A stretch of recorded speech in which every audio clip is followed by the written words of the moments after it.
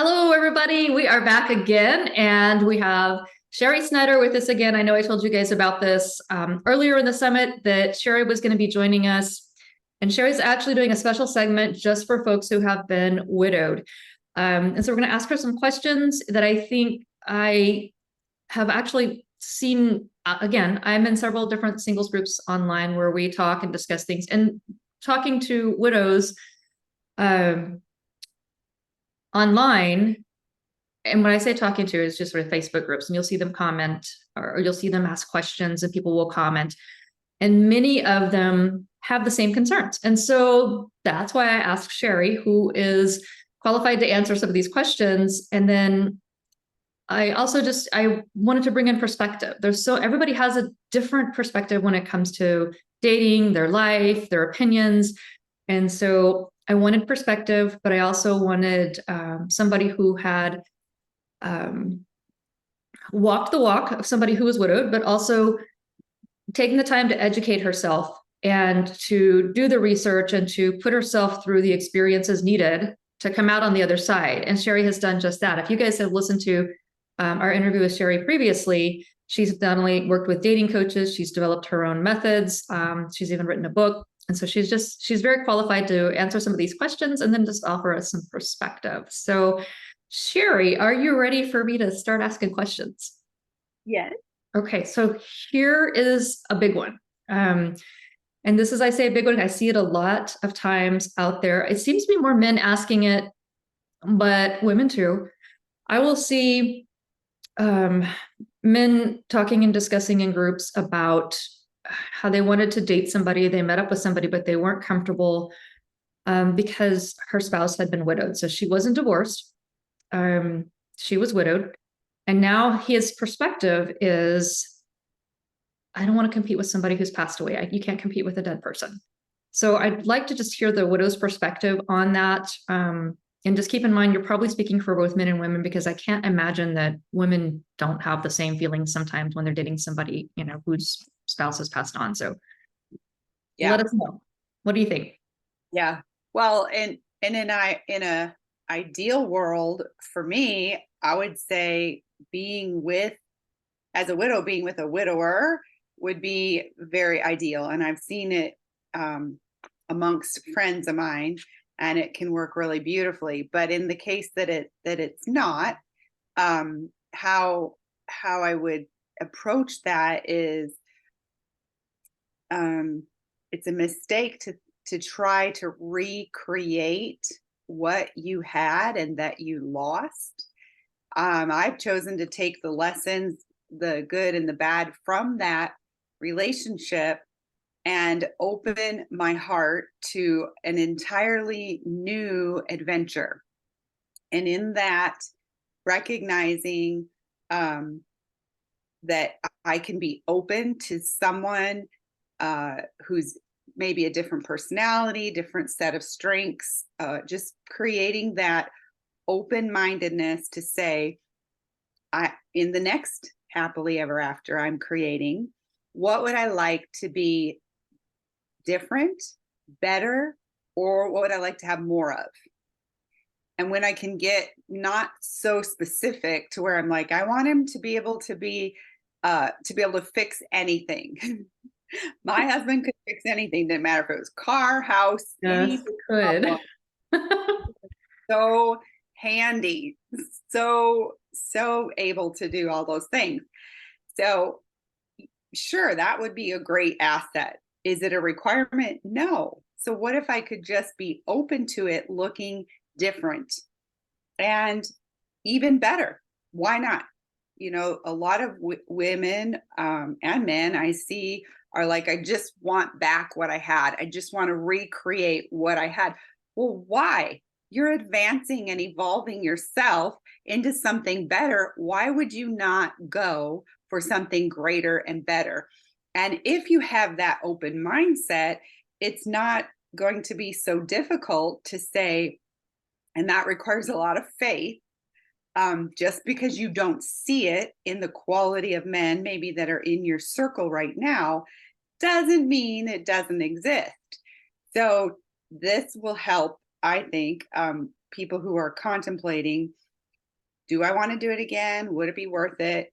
And surely one of the main questions that runs through our mind is it worth the risk? Mhm. What if the next one dies too?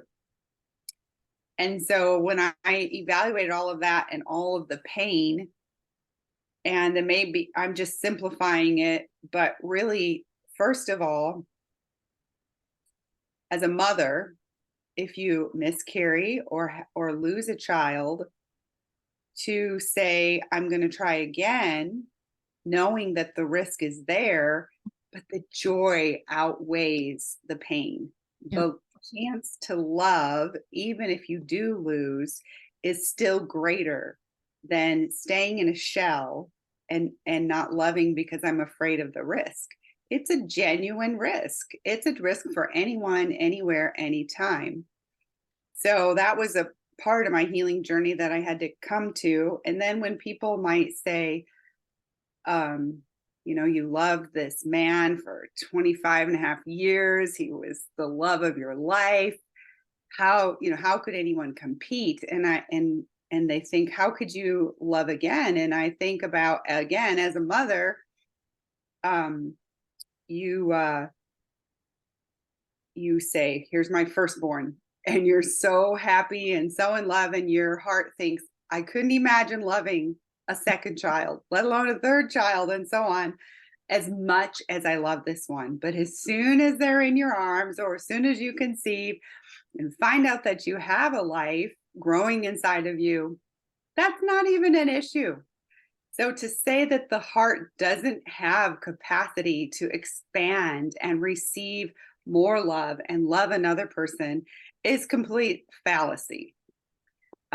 So when you want me to talk about the advice for the widows? Well, yeah, but I want to kind of touch on some of the things you've been saying that, okay, and I just showed my hand mitts. I said I wasn't going to. All right, y'all. So I'm in Texas. That should be enough. We're used to it being warm, but if it gets a little cold outside under 60, then my hands think they're cold. And so I call these my homeless girl mittens just because the fingers are all and stuff laying around. So if you see them, somebody at one point when I was on a Zoom, they're like, what happened to your hands or something? And because I think I had on a different color one on, but there's nothing wrong with my hands. My fingers were just cold. So, but back to what I was saying before I get detoured. So you were saying that you're talking about how it should be looked at as a brand new experience to move forward, to have something better. And I noticed, and I think it should be said, because some people, they're human. Moving forward and choosing to have a new adventure, a new life, is not saying, and when you say you want something better, it's not devaluing what you had before. It doesn't take away anything. All it is saying is that you are open to a new adventure, to having fun, a different life completely. And I think in relationships, we have, you see people out there all the time going, I don't want to date what I had before, but then they keep staying, they're in that same relationship. They keep choosing the same kind of people.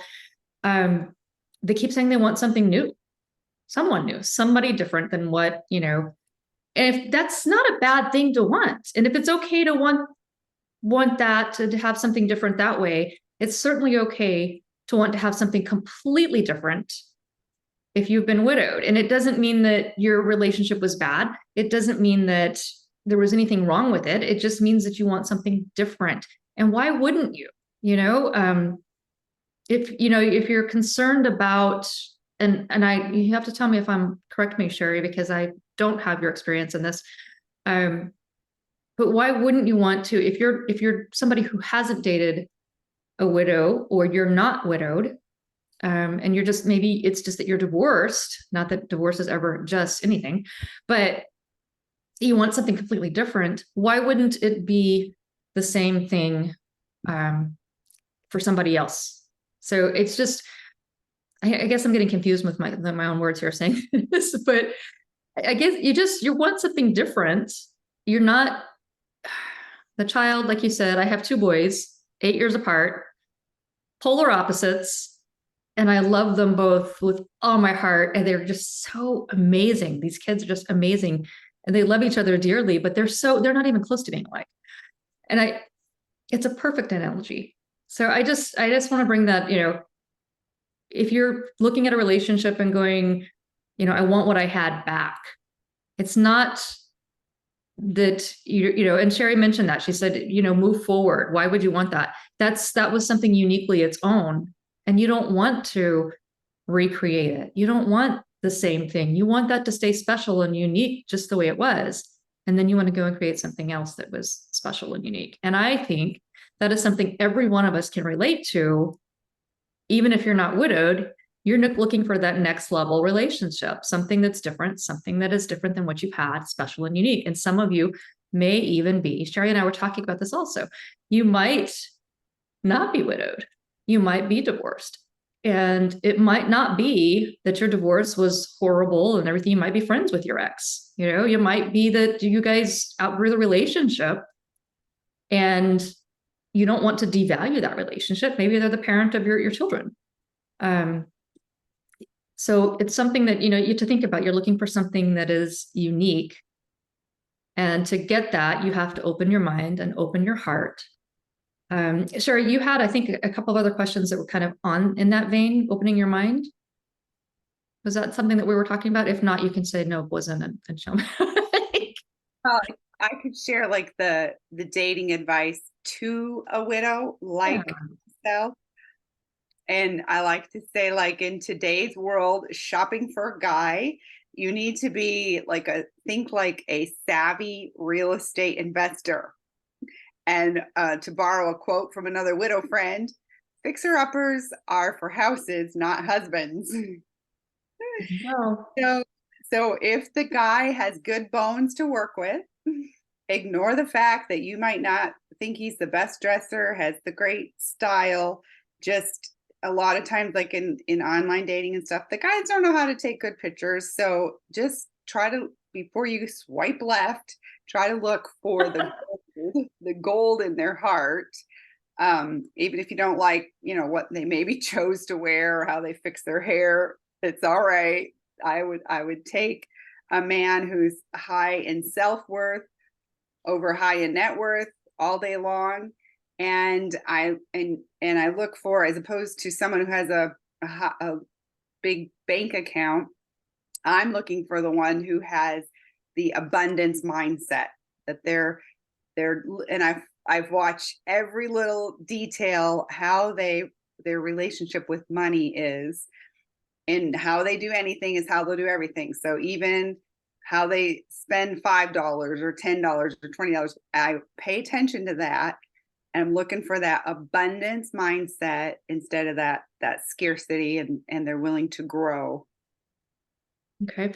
And then back over to the heart thing. I think I realized what I was going to say. So this one, is going to be, I think, different for everybody, but your take on it is really what I wanted to hear. So when somebody is widowed, I'm pretty sure there's not a guidebook out there that says, here's the exact rules, you follow them when you're widowed, and here's how you get through each step of the way. There's nothing like that. But because of that, often people who are widowed may wonder, is it right for me to start dating yet? Is it the right time? How long should I wait to start dating? I know with like divorce, I've seen different methods and stuff. It's like, wait, a month for every year you were married or some such thing. But what about if you're divorced? How do you know it's the right time? What are some signs? Have you addressed this, with some of your other things that you've worked on? Or is there just, when you're talking with your widowed friends, is there kind of a commonality? What do you see in that?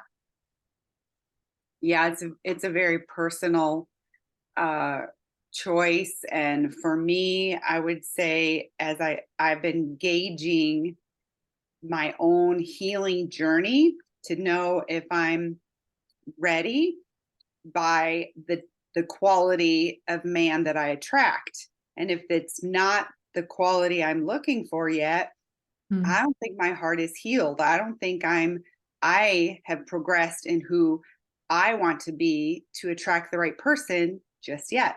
So for me, that's kind of my measuring stick. And I'm always like asking, do I want to be like this person? And if I were to have children with this person, which most people after 50 aren't, but would you want children, would you Yeah. want children like this person? Yeah. It's a magical question. Even if you're not thinking of having children, would you want children who Yeah. are just like this person? So having some of those questions to guide you in that process. I've seen have two really good friends that within, let's see, a year, yeah, within a year got remarried. Both had lost their spouses within the last 12 to 15 months. And so what they had to realize is their healing journey from that grief was not over. It's a lifetime of healing for sure, but it was really in the baby stages of beginning. But what they chose to do was continue to heal together and give each other that space and that grace to honor their previous spouses. So even within 1 year, it worked beautifully for them. And I would say Because they had that that connection and that trust with each other. And that's something that, again, the words in the title of the summit is named, on purpose, cleaner. We want cleaner experiences. And, cleaner doesn't have to do with, somebody talking nasty to you or whatever. It's the whole you want a cleaner, smoother experience in your life, but connecting is really important. And sometimes all the great elements that you're looking for on your checklist can be there. But if that connection isn't there, the trust doesn't happen, everything else goes out the window. And it sounds to me like this couple you're describing, they had their checklist maybe met, but they also had the most important thing, which is that connection. You can speak with each other freely. You can trust each other. You're not going to judge. And they just have that space and that safety, to talk with each other and probably to talk about their spouses who have passed on. yeah. Yeah, That's and really important. If they have children at home, that is a whole different scenario too. So really just a personal preference on each person's journey is going to be different. I know statistically men will be quicker to remarry. Could be 6 months and they're on, and outsiders might judge that, oh, he didn't love his first wife that much. That's bull crap. No, has nothing to do with it. It could mean he was very happily married and wants to be happily married again. So and it's also, I think men are able to compartmentalize a little better than we are. It's just how we're made. And so I think they can compartmentalize their previous marriage and start a new one. And yeah, you're right. I've heard the remarks as like, she wasn't even, in her grave for 6 months. And yeah, I've seen those types of things. But likewise, on that, how many people do you know who got married again before the blood on their divorce decree was dried?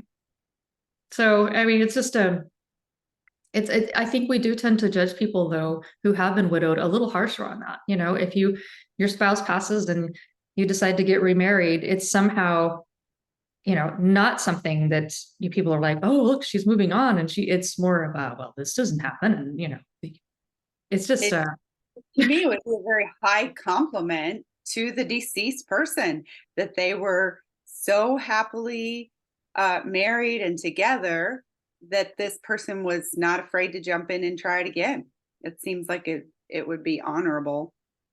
Definitely. And I just think that, again, it's all about perspective. And so that's something that I think for each person is going to have to be different. I don't know if you have any guidelines. You said your heart. Would that be the biggest one? Does your heart, not your heart. What was it you'd said? Well, based on what type of person you're attracting. Yeah. How much you've grown and how much you've healed, whether or not you've healed enough. So if somebody was to ask you, Shari, just could you rephrase that back to us? Like, oh, bless you. Okay. So if they were to ask you, what's the big indicator to knowing when you're ready? And we have to say for you, because we want to give them grace to know that everybody's different. But for you, just tell us that again in your own words about. For me, I'm gauging it based on the type of man that I'm attracting. And so it's kind of like fishing. And if you catch one and it's not a good match, throw them back in, keep fishing. But the idea that and what I've noticed is I keep attracting higher quality men as I go, which is my gauge to know where my healing journey is in my heart, whether I'm ready or not. And there's no, in the beginning, I was like, I don't know. I was married when I was 21. I didn't know how to live alone or live without a spouse. And so I was very like anxious to step back into that. And now I'm just giving myself grace and time and saying it's okay. It will happen when it's supposed to happen. And there's all that magic out there that they say when you're not looking and you're content and you're satisfied with where you're at, that's when it's going to happen. And I think that's because as I'm in the process now, I think it's because when you're surrendered and you're able to just be like, I am okay where I'm at with me. I like me, I love me, I'm enjoying me. And so I've had like men will say to me, I just want to make you happy. And I'm like, I'm already I'm happy. not. I'm already happy. I'm not that ignorant that I'm going to give my happiness, the reason for my happiness, to someone else. That's an inside job and it's my job. I'm not going to delegate that to anyone else. But when I meet the one who can multiply my happiness because that person's already very happy, that's going to be the win-win. That's going to be the day I say, hell yes, let's do this thing. But I don't look for some man to make me happy. And I probably did in my first marriage and it didn't work. It didn't work. And then when he's gone and you say that was my reason to be happy, that's no bueno.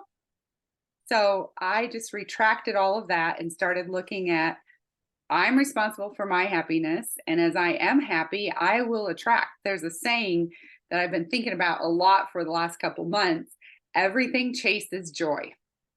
Abundance chases joy. Gratitude chases joy. Peace chases joy. Love chases joy. So in my heart, my focus has just been being satisfied with where I'm at, choosing to be happy every day just for the sake of being happy, finding that joy in the small things, and trusting that when the time is right, when it's meant to be, what it will be, will be.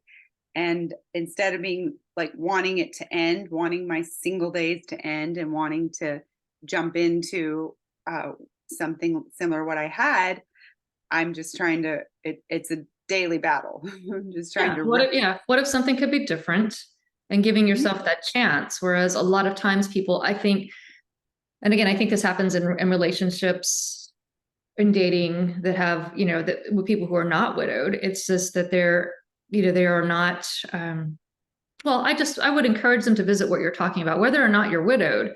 The type of people that you're attracting are probably a sign of how healthy you are, emotionally, mentally, how healthy you are with yourself. And so I'd encourage everybody to take a look at that, because, something else that Shari and I both agree on, and she actually said in the other interview that we had, was that how you are with one thing is how you are pretty much with the rest of your life. And it's so true. And sometimes I wish it wasn't, because there's areas of my life that I wish were better, but dang, if they aren't a reflection of how I am somewhere else, you got to be ready to change in one area before you can change in the other area. So look at your, whoever you are right now, whether you're widowed or not, just kind of evaluate who are you attracting, and where you are mentally, emotionally wise. Now, if you're over there going and you're going, oh, I'm not attracting anybody. Nobody reaches out to me. Nobody this, nobody that. That's a sign too. That's a sign. I'm actually one of those people who I don't say those things because I know darn well why a lot of people don't reach out to me, because I'm not as sociable as I could be. I don't get out as much as I should. compared to me, Shari is a social butterfly. You're always, you're helping others, you're involved, you're constantly curious and seeking. And I think it's one of the things that people, male or female, find attractive about you. It's not a sexual attraction. It's just that we are attracted to Shari, just because she's that person who tries to put that joy out there. So people follow that. I'm quiet. I don't, well, when you get me talking, I can't shut up, but I don't get out there and do a lot of things. Sometimes for me, my biggest adventure is to go sit in the backyard, watch the birds, watch the dog chase the squirrels.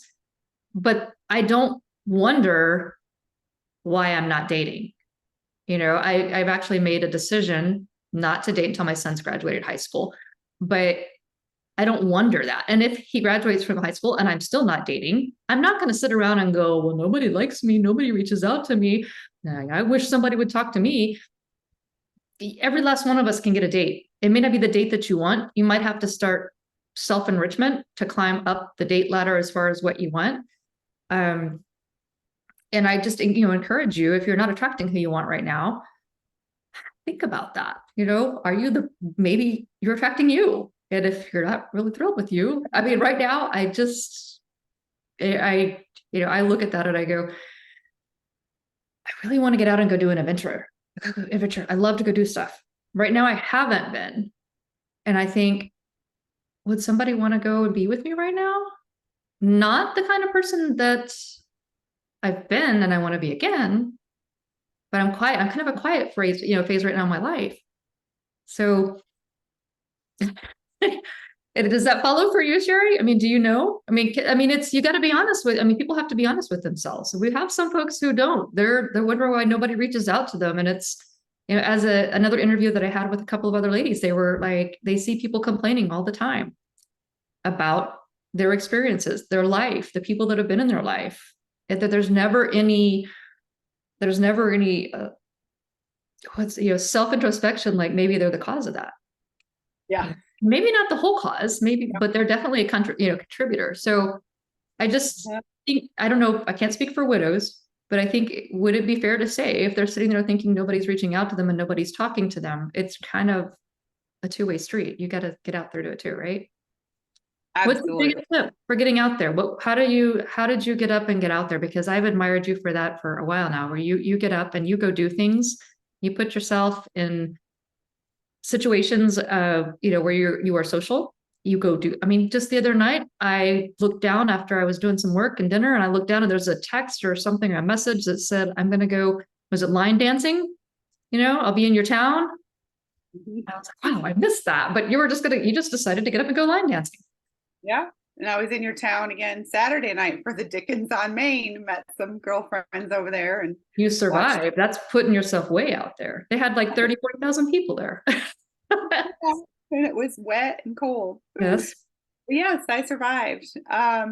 No, I guess the thing I would say is I think that's a clear reflection of someone who doesn't love themselves.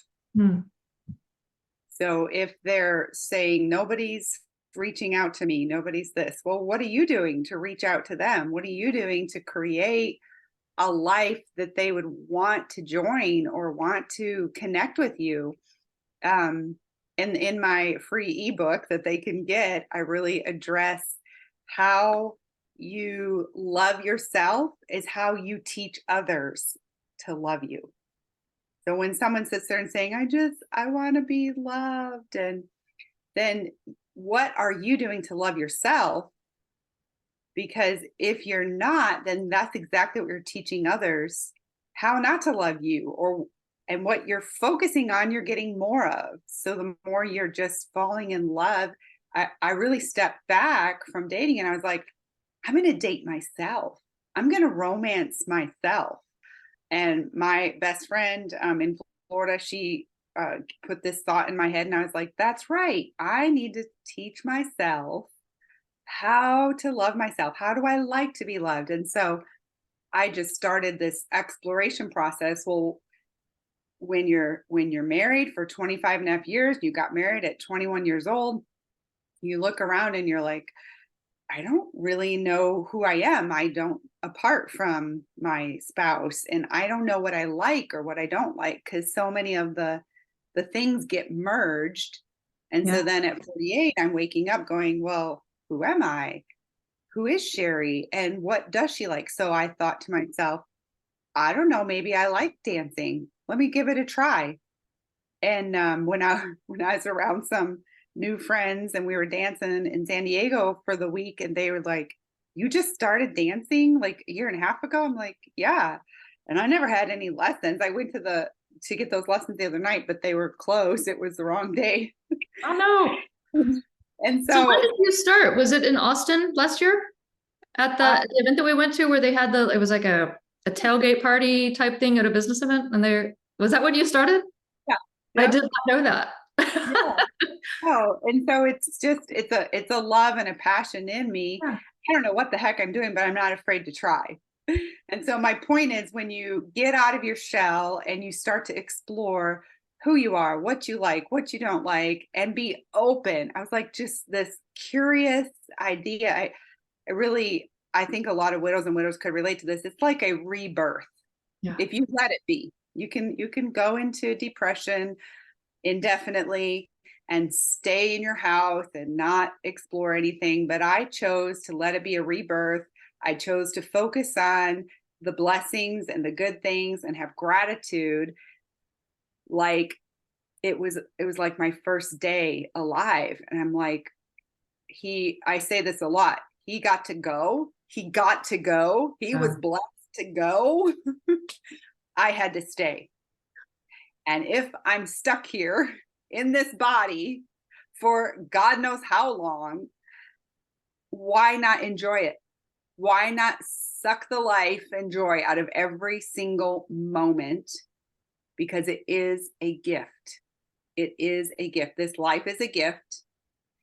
And to honor my spouse, I choose to live it, not squander it, not waste it, not focus on what I don't have and how unjust it is that I'm a young widow when we had plans to grow old together, to do Yeah. all of these great things where you've spent 25 years investing in one another, getting to know one another. Now, the next 25 years, you should be rewarded for that loyalty and that love and really enjoy the fruit of your labor. So I could focus on what I don't have and what was taken from me. And instead, I choose to walk every day living in the moment as best that I can and choosing to love everyone around me better than I ever have before. Right. And you're the first to also admit, I've seen you do this online. You're very transparent. Um, you're saying, I choose to focus on going forward. I choose to focus on what I'm going to have, not what I used to have. But you're also very clear. Sometimes that grief's going to hit you out of nowhere. It's not that you're going to have an everything's roses kind of day every day, all the time. And you've said this before just on this call, is that it is an everyday decision that you make to get up and to work through this. And so I think that's important because you're not telling people, oh, just get out there and, you're not going to feel anything, because it is something that you have to deal with daily.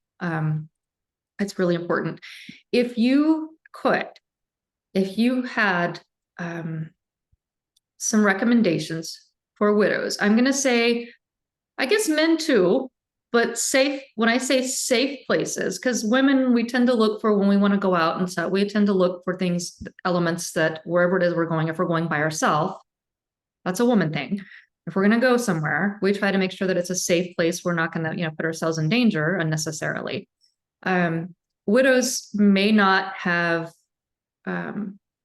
that experience because they have previously gone places with their spouses, and now that spouse is no longer in the picture, and they are at home, and they don't want to be the person going for the rest of their life, grieving what they had and not moving forward.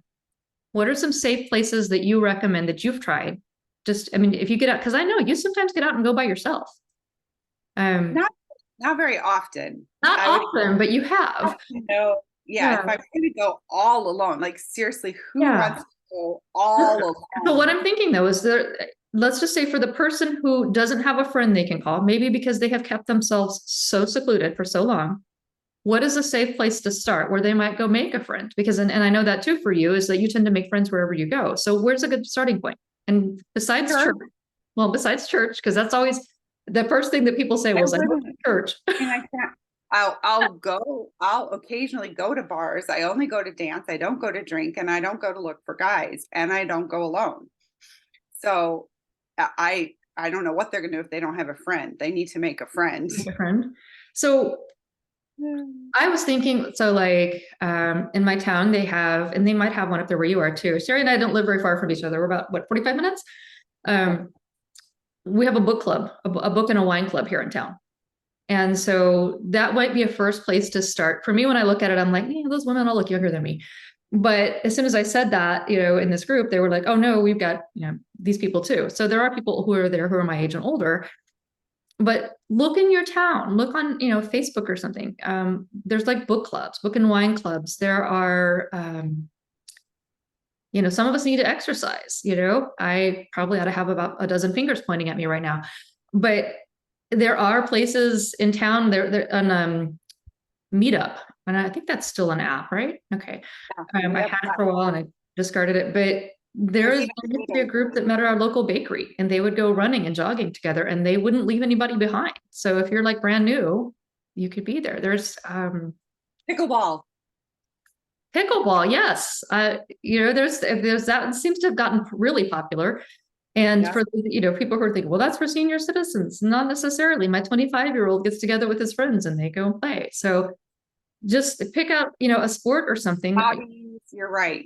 If you are just alone, you don't have friends, and you want a safe place, you're going to be looking for group settings around your own interests and your own hobbies. So, or trying to find a new hobby. Maybe you don't know if it's your next hobby or not. So yeah, I was like, I don't know if I like pickleball. I've never played it. Let me try it. No, and that's, and church is a good place if you go to church or you're spiritually inclined. Some of us haven't been to church in a while. So, and it's not that we're not spiritually inclined, but it's just that sometimes that may not be where you want to start. But if you are spiritually inclined, go to church, and it doesn't mean that you're looking for a man just because you go to church. If you are looking for a man and you're going to church, it should be Jesus. But it's a good place to make friends. You can make friends at church and then you can go do things with those friends so that you do get out there. You do, I don't know. I kind of think that if you are secluded like that, you might want to start making friends before you start looking for somebody of the opposite sex. That's just my thoughts on that. So Shari, I want to kind of change the direction we're going in here. You've, like I said on our previous interviews, Shari has owned and managed multiple businesses, and she's very, very, I wish that I had her smarts with so many different areas that she's in. One of those is also in financial wellness and helping people with their finances. And she helps both men and women, but she does have a heart for helping people, women who are widowed, for a lot of reasons. And I think we can all kind of, think about it to some extent. And a lot of widows, are on their own, some of them managing their finances for the first time. And if it's not the first time that they're managing their finances, it may be the first time in a long while that they've managed them alone. And so I kind of want to just ask you, where do you come into the picture on that? And what are some areas that you can help with? Yeah, that's a great question. I found myself, think at 50 launching a new career. And so that was another thing that took a lot of courage and bravery to step out and say, it's not over just because I'm 50. And what would align, my questions were, what would align with my life purpose in going forward that would be a meaningful career? And so I thought about how we didn't have life insurance, we didn't have living benefits, and we didn't have a good retirement plan. And so when I had all control of the finances, like you said, and you have to learn new skills, I wanted to be financially savvy. And so I put myself through school and got got licensed to be able to help other people, and particularly have a heart for widows. And what I've noticed, and also preventing people from, for example, husbands from leaving behind a widow who's not financially. I was very blessed, but even though we didn't have life insurance, we had assets and so forth. But what can happen is she can be a very target for other financial services people. Maybe she had a large life insurance endowment, and then other financial service people can prey on that and give her bad advice. And when you're in that grieving process, you don't make good decisions. And if you have to rely on someone, who can you trust in your life? So I want to be that person that they can go to, that they can trust, that I can help walk them through, because I understand the grief process and would be able to steer them in directions that would be in their best interest.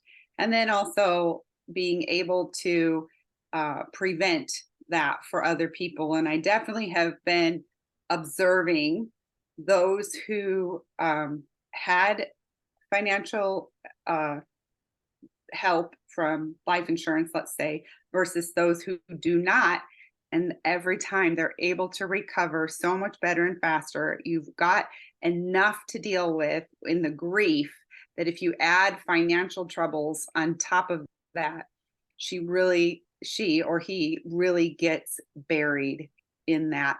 And it's very, very much more complicated and difficult for them to start living again in a healthy way. So I want to be that voice who's in there helping people prevent that and be protected, and also have living benefits where you never know, even if you're not dying, but you get sick and maybe you need chemotherapy for cancer or what have you.